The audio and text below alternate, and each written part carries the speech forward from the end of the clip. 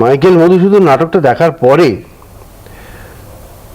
আমার মনের মধ্যে কিরকম একটা তোলপাড় হয়ে গেল। মানে সে প্রথম মাউন্ট এভারেস্ট দেখলে যেরকম হয় বা প্রথম সমুদ্র দেখলে যেরকম ফিলিং হয়, যে এরকমটি তো আমি কখনো আগে দেখিও নি, ভাবিও নি যেরকম হতে পারে। তো সেই তারপর দেখার পর বেরিয়ে খানিকক্ষণ রাস্তায় রাস্তায় ঘুরলাম, ঘুরে তারপর মনে হলো বাড়ি গিয়ে তারপর ভাবলাম, ভেবে মনে হলো যে অভিনয় দেখে যদি এত আনন্দ হয় তাহলে করলে না জানি কি আনন্দ হবে। এই আমি সত্যিকারের একবারে সম্পূর্ণভাবে আকৃষ্ট হয়ে গেলাম অভিনয়ের প্রতি।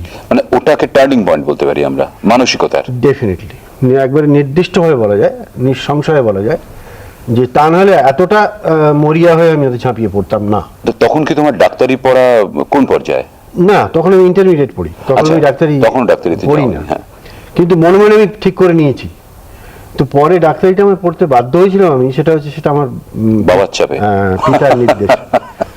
বাবার ইচ্ছে ছিল যে তার দুই ছেলের মধ্যে একজন কেউ ডাক্তার হোক, কারণ আমার ঠাকুরদাদা ছিলেন বিংশ শতাব্দীর গোড়ার দিকে সিভিল সার্জন। আচ্ছা আচ্ছা। তো সে দাপটটা বাবা দেখেছিলেন, তার গ্ল্যামারটা আমার বাবা দেখেছিলেন, তো ওই ট্র্যাডিশনটা রাখতে হ্যাঁ ওইটা একটু চেয়েছিলেন। তো আমি যেহেতু ভালো ছাত্র ছিলাম, অতএব আমার ঘাড়ে সেই দায়িত্বটা পড়ে গিয়েছিল। কিন্তু তখনও আমি মনে মনে ঠিক করে রেখেছিলাম যে ঠিক আছে, যা হচ্ছে হোক, যখন ডাক্তারিতে ঢুকেছি তখন পাশ করব। পাশও করলাম।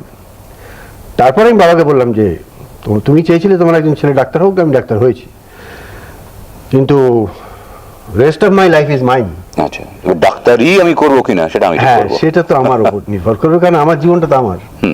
তা আমি যেভাবে বাঁচতে চাই সেভাবেই বাঁচা উচিত, তাই না? নিশ্চয়ই। তখন থেকেই আমি সিরিয়াসলি নাটক করতে আরম্ভ করলাম এবং আইপিটিতে ঢুকলাম, ভারতীয় গণনাট্য সংঘের প্রান্তিক শাখায়।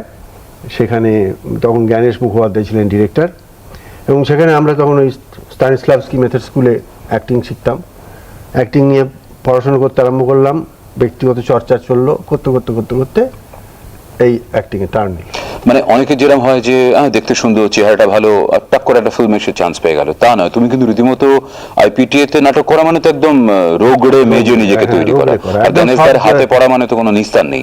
তখন আইপিটিএ নাটক করা মানে প্রথমে গেলেই চান্স পেত না কেউ। প্রথমে আগে ওই শতরঞ্চি পাতো, ঝাটপাট দাও, বসো, আস্তে আস্তে ছোটোখাটো প্রপসের কাজ টাজ করো, স্টেজের কাজকর্ম শেখো, তারপরে আস্তে আস্তে ছোটোখাটো পার্ট পাবে, তারপর চান্স পাবে।